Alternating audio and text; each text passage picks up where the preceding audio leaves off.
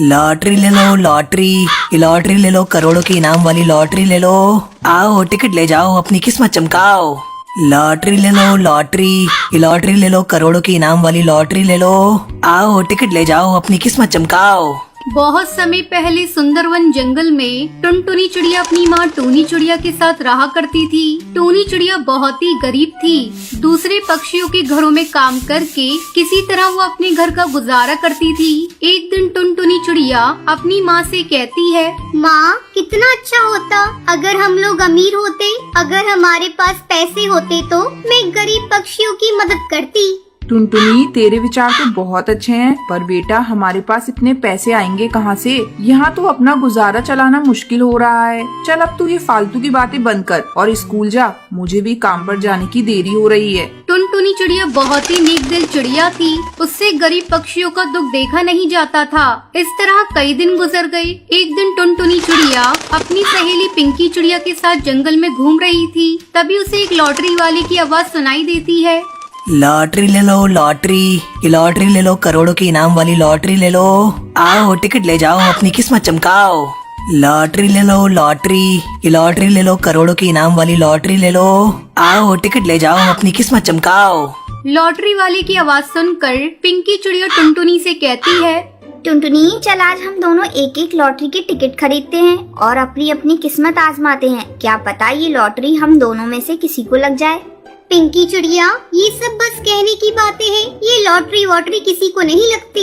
इसे खरीदने से केवल पैसे बर्बाद होते हैं। मुझे कोई टिकट नहीं खरीदनी। ठीक है टुनटुनी, तेरा मन नहीं है तो तू मत खरीद, लेकिन मैं तो खरीदूंगी। क्या पता ये लॉटरी मुझे ही निकल आए। ऐसा कहकर पिंकी चिड़िया लॉटरी वाले के पास जाती है। अरे ओ लॉटरी वाले भैया, एक लॉटरी की टिकट कितने की दे रहे हो? बहन, एक लॉटरी की कीमत 50 रुपए है, कहो कितनी टिकट दे दूं? भैया मुझे बस एक लॉटरी की टिकट दे दो। पिंकी चिड़िया एक लॉटरी का टिकट ले लेती है। फिर वो टुनटुनी से कहती है, टुनटुनी, मेरे पास 50 रुपए हैं। मैं इससे तेरे लिए एक टिकट ले रही हूँ। क्या पता तेरी किस्मत में करोड़पति बनना लिखा हो। तू ये टिकट लेने से मना मत करना, मैं इसके पैसे तुझसे नहीं मांगूंगी। टुनटुनी चिड़िया के लाख मना करने पर भी पिंकी चिड़िया उसे टिकट खरीद कर दे देती है। फिर दोनों अपने अपने घर चली जाती हैं। एक हफ्ते बाद लॉटरी का रिजल्ट निकलने वाला था। जल्दी ही एक सप्ताह बीत जाता है। एक दिन पिंकी चिड़िया टुनटुनी के साथ लॉटरी वाले के पास जाती है और उससे लॉटरी के रिजल्ट के बारे में पूछती है। तब लॉटरी वाला बताता है, बहन टुनटुनी की लॉटरी की इनाम निकल गई है। ये लो इनाम की राशि टुनटुनी बहन, तुम करोड़पति बन गई हो। टुनटुनी को ये विश्वास नहीं हो रहा था कि उसे 1 करोड़ की लॉटरी लग गई है। अरे टुनटुनी, तू कहाँ खोई है? तू करोड़पति बन गई है। क्या करेगी तू इतने रुपयों का? पिंकी, तुझे पता है मैं हमेशा से ये सोचती थी कि काश मेरे पास पैसा होता तो मैं गरीब पक्षियों की मदद करती। मुझे तो विश्वास ही नहीं हो रहा है कि भगवान ने मेरी सुन ली। मेरी 1 करोड़ की लॉटरी लग गई। अब मैं ये सारे पैसे ले जाकर अपनी माँ को दूंगी। फिर माँ जैसा कहेंगी मैं वैसा करूँगी। ठीक है टुनटुनी, तू अब अपने घर जा। टुनटुनी अपने घर आती है और सारे पैसे अपनी माँ को देती है। इतने सारे पैसों को देखकर टूनी चिड़िया आश्चर्यचकित हो जाती है। फिर टुनटुनी उसे सारी बात बताती है। माँ, हम इन पैसों से एक फैक्ट्री लगाएंगे और उसमें गरीब पक्षियों को काम देंगे। इस तरह गरीब पक्षियों की मदद हो जाएगी और मेरा सपना भी पूरा हो जाएगा। माँ, मुझे तो विश्वास ही नहीं हो रहा है, हम करोड़पति बन गए। ठीक है टुनटुनी, तू जैसा कहेगी वैसा ही होगा। कुछ ही दिनों में दोनों माँ बेटी मिलकर एक बड़ी सी फैक्ट्री लगाती हैं और उसमें जंगल के गरीब पक्षियों को काम देती हैं। इस तरह टुनटुनी चिड़िया गरीबों की मदद करते हुए खुशी खुशी अपना जीवन बिताने लगती है।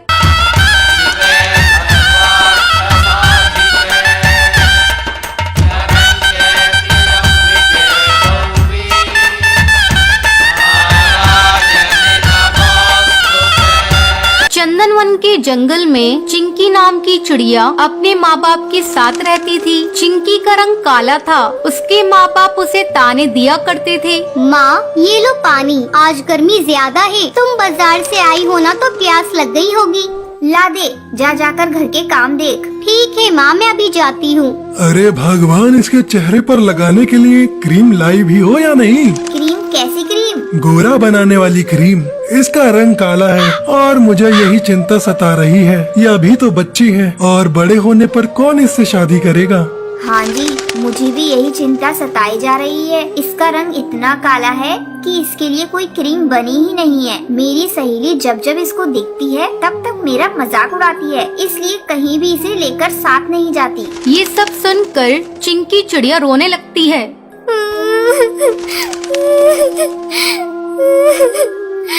हे भगवान, तूने मुझे इतना काला क्यों बनाया? क्या काले पक्षी पक्षी नहीं होते? मेरे माँ बाप मुझसे नफरत करते हैं। अगर उनको मुझसे इतनी ही नफरत करनी थी तो क्यों नहीं मुझे जन्म के वक्त ही मार दिया उन्होंने। तभी चिंकी की माँ उसे आवाज लगाती है। अरे करमचली, कब खाना बनाएगी? शाम होने को आई है और तू घोंसले में बैठी आराम फरमा रही है। आ रही हूँ माँ। चिंकी खाना बनाने लगती है। इसी तरह चिंकी सबके ताने सुनकर बड़ी हो जाती है। एक दिन चिंकी के पिता उसकी माँ से कहते हैं, बड़ी मुश्किल से चिंकी के लिए एक रिश्ता मिला है। लड़के की उम्र थोड़ी ज्यादा है लेकिन उसके पास बहुत पैसा है। चिंकी उसके घर जाएगी तो राज करेगी राज। ऐसा रिश्ता बार बार नहीं मिलेगा। टूनी चिंकी के पास जाकर उसे ये सारी बात बताती है। चिंकी, अपने चेहरे को जरा ठीक ठाक करके रखा कर। तेरे पापा ने तेरी शादी तय कर दी है। जल्दी ही हम तेरी शादी कर देंगे। लेकिन माँ, मेरी तो अभी पढ़ाई पूरी भी नहीं हुई है। कम से कम मुझे कॉलेज की पढ़ाई तो पूरी कर लेने दी होती। मैं ये शादी अभी नहीं करूँगी। तुम पापा से कह दो, पहले मैं अपनी कॉलेज की पढ़ाई पूरी करूँगी, फिर उसके बाद शादी करूँगी। ये तू क्या कह रही है चिंकी? तुझे पता है ना, तेरे पापा की बात पत्थर की लकीर होती है और मुझे भी ये रिश्ता मंजूर है। तुझे पता भी है लड़का कितना अमीर है। तू रानी बनकर रहेगी। माँ, मुझे पैसे का क्या करना? मुझे पढ़ लिख कर IAS ऑफिसर बनना है। माँ, तुम किसी तरह पापा को समझाओ ना। चिंकी की माँ उसकी एक नहीं सुनती। अगले दिन लड़के वाले चिंकी के घर आते हैं। लड़के की माँ कहती है, बहन जी, अपनी लड़की को बुलाइए। अभी बुलाती हूँ बहन जी। चिंकी, ओ चिंकी, जल्दी से चाय लेकर आ। चिंकी चाय लेकर वहाँ आती है। ये देखिए बहन जी, आ गई हमारी बेटी चिंकी। ये क्या बहन जी, आपकी बेटी तो बहुत काली है। मुझे इस काली लड़की से अपने बेटे की शादी नहीं करनी। माँ, मुझे काली और गोरी चिड़िया से फर्क नहीं पड़ता। मुझे बस पढ़ी लिखी चिड़िया चाहिए। मुझे चिंकी पसंद है। ठीक है बेटा, जब तुझे शादी मंजूर है तो। और जल्दी शादी की तारीख तय हो जाती है। और एक दिन चिंकी के घर बारात आती है। फिर धूमधाम से चिंकी की शादी उस कबूतर से हो जाती है।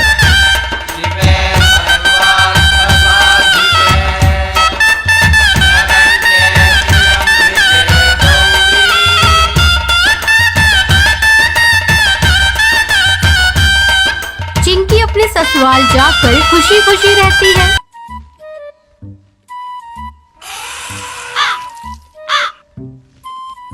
किसी जंगल में एक बहुत ही गरीब पति पत्नी रहा करते थे।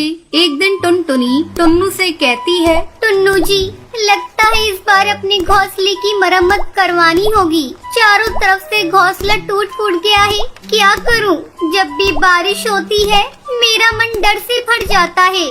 टुनटुनी, मैं तो यही सोच रहा हूँ कि अपने घर की मरम्मत जल्दी से करवा लूँ, लेकिन क्या करूँ? मेरे पास अभी इतने पैसे नहीं हैं कि मैं घर ठीक करा सकूँ। चिंता मत करिए जी, ज्यादा चिंता करने से तबीयत खराब हो जाएगी। हम गरीबों का क्या है, 2 वक्त की रोटी भी अच्छे से मिल जाए वही बहुत है। घर ठीक करवाने के लिए तो पैसे चाहिए और वो हम लोगों के पास नहीं है। अच्छा, जो होगा देखा जाएगा। ईश्वर की कृपा होगी तो जल्द ही हम लोग भी अपने मकान की मरम्मत करा लेंगे। वो लोग रोज अपने टूटे फूटे घोंसले की मरम्मत करने की बातें करते रहते थे, लेकिन वो इतने पैसे जुटा नहीं पा रहे थे जिससे वो अपने घोंसले की मरम्मत करा सकें। अचानक एक दिन जोरों की बारिश होने लगती है। टुन्नू, अब हम लोग क्या करेंगे? देखो ना कितनी तेज बारिश है। मुझे तो बहुत डर लग रहा है इस घोंसले में, कहीं कोई अनहोनी ना हो जाए। हमारी बेटी भी डर से बार बार रोए जा रही है। देखो, जोरों से बिजली चमक रही है और बादल भी गरज रहे हैं। मुझे तो बड़ा डर लग रहा है। टुनटुनी, डरो मत, जरूरी सामान बांध लो और चलो बारिश रुकने तक भाई के घर चलते हैं। उसका घर पक्का है, वहाँ किसी बात का डर नहीं होगा। हाँ जी, आप बात तो सही कह रहे हैं। लगता है हमें भैया के घर ही चलना पड़ेगा, वही ठीक रहेगा। यहाँ रहने से तो अच्छा है। बेटी उठ, चल ताऊ जी के यहाँ चलते हैं। टुन्नू अपने बड़े भाई बंटी कबूतर के घर पहुँचता है और दरवाजा पीटने लगता है। भैया जल्दी दरवाजा खोलो, हम लोगों के ऊपर मुसीबत आ गई है। इतनी रात गए, कौन आ गया कमबख्त? आ रहा हूँ भाई, आ रहा हूँ। क्यों बार बार दरवाजा पीटे जा रहे हो? तोड़ दोगे क्या? अरे टुन्नू, तुम इतनी बारिश में यहाँ क्या करने आए हो? और ये क्या, तुम्हारे साथ तुम्हारी पत्नी और बेटी भी है? हाँ भैया, मेरा हौसला कमजोर हो गया है। डर लग रहा है कि कहीं इस बारिश में गिर न जाए, इसलिए हम लोग आपके यहाँ बारिश रुकने तक रहने के लिए आए हैं। आप हमें अपने घर में आसरा दे दीजिए। ये क्या कह रहे हो टुन्नू? अगर मेरी पत्नी को ये बात पता चली तो वो मेरी जान खा जाएगी। नहीं नहीं, मैं तुम लोगों को अपने घर में नहीं रख सकता। जाओ कहीं और आसरा ढूंढ लो। भैया आप ये क्या कह रहे हैं? आप तो हमारे अपने हैं। बस ज्यादा देर के लिए नहीं, बारिश रुकने तक हमें आसरा दे दीजिए भैया, आपकी बड़ी मेहरबानी होगी। नहीं नहीं, मैं तुम लोगों की कोई मदद नहीं कर सकता। तुम लोग यहाँ से जाओ।